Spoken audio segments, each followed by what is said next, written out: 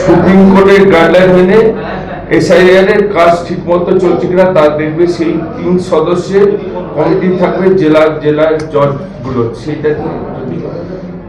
সেটা তো chief justice, honourable chief justice ঠিক করবে যে কী কমিটি করেছে না করেছে, সেটা তো ওনারা ঠিক করবেন।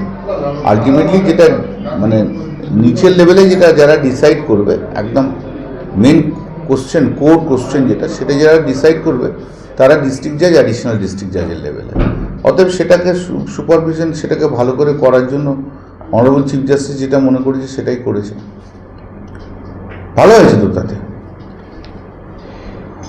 হাবিবুল ইসলাম এবং শওকত মোল্লার ওপর হামলা, আইএসএফ এর বিরুদ্ধে অভিযোগ। আইএসএফ তো গুন্ডামি ছাড়া আর কিছু করতে জানে না। আইএসএফ সব জায়গাতে গুন্ডামি করে, পারে না। ওরা আমাদের ফুলপুরা গুন্ডামি করার চেষ্টা করে, পারে না আমাদের জন্য। আইএসএফ কাজটাই হচ্ছে গুন্ডামি করা, কোনো কাজের নয় এটা। আর এইবারে আইএসএফ মুছে যাবে। ভোটের দিন ঘোষণার আগেই 480 কোম্পানি কেন্দ্রীয় বাহিনী মোতায়েন করা হয়েছে। 1480 কোম্পানি দিক না, ওদের ওই 1400-1500 কোম্পানি আছে ওদের সঙ্গে, আর বাংলার 10 কোটি মানুষ আছে আমাদের সঙ্গে। তাতেও কিছু করতে পারবে না।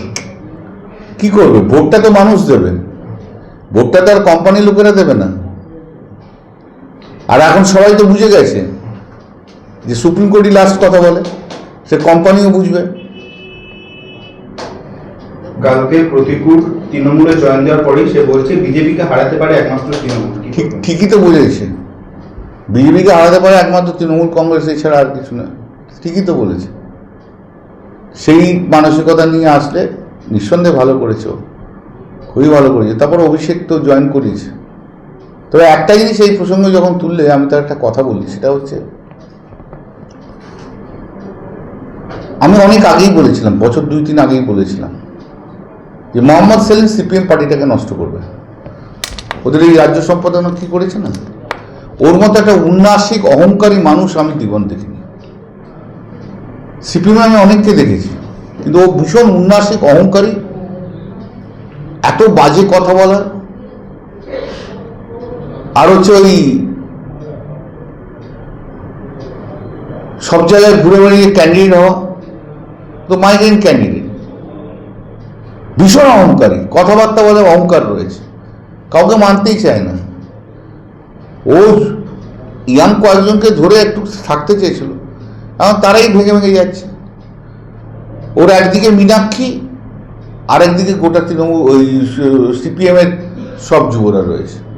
তো মীনাক্ষীকে এত প্রায়োরিটি দিতে গিয়ে ও সব কিছু হারিয়ে ফেলেছে। প্রতিকূলের কথা সেলিমকে জিজ্ঞাসা করা হলে উনি কলার খোসা দেখাচ্ছেন, তাহলে কি কলার খোসার মধ্যেই ফেলে দেওয়া হবে? সেটা এখন সেলিম কি বুঝবে, সেলিমের ব্যাপার। কিন্তু আমি মনে করি সেলিমের মতো উন্নাসিক দাম্ভিক লোক যতদিন সিপিএমে এরকম একটা জায়গায় থাকবে, সিপিএমের আরো অনেক বেশি অবক্ষয় আছে।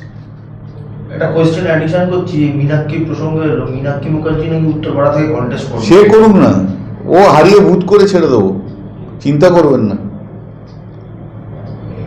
ওদের তো এটাই তো যেটা হয়েছে, সেলিমের কাছে প্রায়োরিটির লেভেলটা হচ্ছে মীনাক্ষী মুখার্জি, আর কেউ না। যার জন্য সিপিএম এর অনেক তরুণ নেতা নেত্রীরা তারা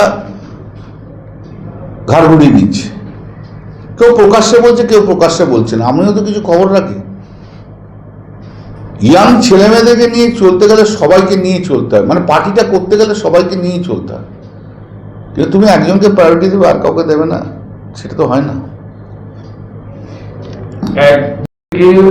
যাত্রা শুরু করে পরিবর্তন যাত্রা 9 জায়গা থেকে হচ্ছে, তাতে জেপি নাড্ডা থেকে অমিত শাহ সবাই আসছে এবং রাষ্ট্রের প্রধানমন্ত্রীও আসে, কি বলবেন? ওরা তো পরিযায়ী নেতা, আসে চলে যায়, সবাই জানে, ডুবুরের ফুল। ওরা রথযাত্রা করে কি হবে? বাঙালির উন্নয়নের জন্য কত টাকা দিয়েছে সেগুলো বলে যাক। রথযাত্রা যখন করবে তখন যেন বলে যে 3 বছরে কত টাকা দিয়েছে। যুক্তি নয়, টাকা চায়, মানুষ রিলিফ চায়। জাহারান হারবে না, এবারে দেখতে থাকো শুধু। যত আসবে তত হারবে, যত আসবে তত হারবে, যত রথের চাকা গড়াবে তত হাজার হাজার ভোট কমতে আরম্ভ